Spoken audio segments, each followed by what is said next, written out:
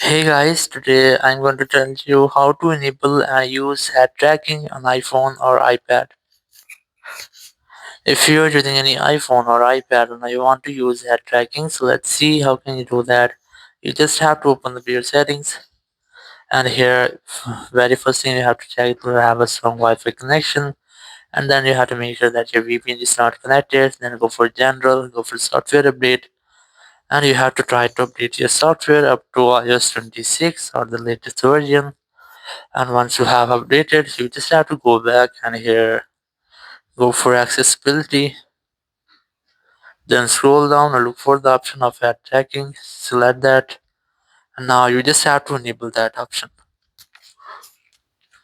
Once you have enabled, you can easily use your iPhone with the movement of your head, or you can use different settings from here, as here the setting of raise, eyebrows, open mouth, and smile, and much more.